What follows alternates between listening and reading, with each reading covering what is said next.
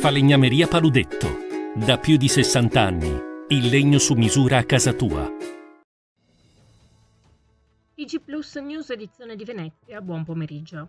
In apertura del nostro notiziario la cronaca.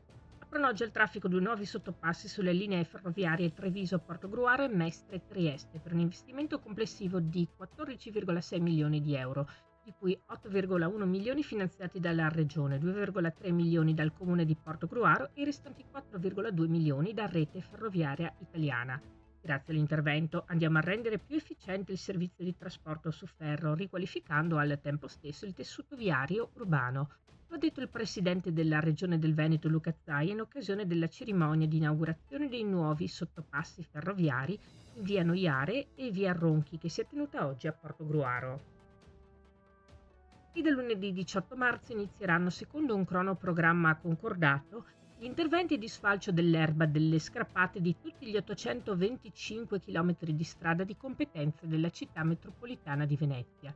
Per questo anno 2024 sono previsti 6 sfalci con cadenza mensile eseguiti dai 29 operai della città metropolitana, suddivisi in 8 squadre e dotati di 19 mezzi specializzati.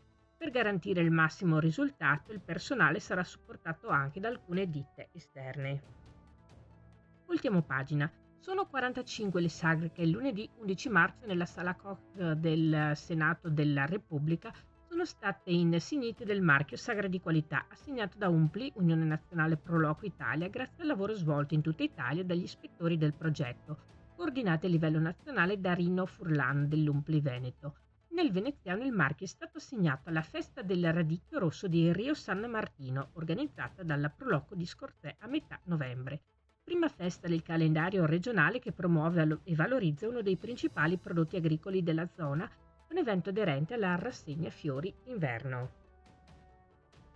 E domenica 17 marzo è in programma una nuova immersione dei gondolieri sub per recuperare i rifiuti sommersi nei canali di Venezia. I volontari dell'Associazione Gondolieri Sommozzatori si immergeranno dalle ore 8 alle ore 14 nei seguenti rii: Rio San Trovaso, Rio Ognissanti, Rio della Vogaria e Rio San Barnaba. Questa era la nostra ultima notizia. Grazie per essere stati con noi. Arrivederci.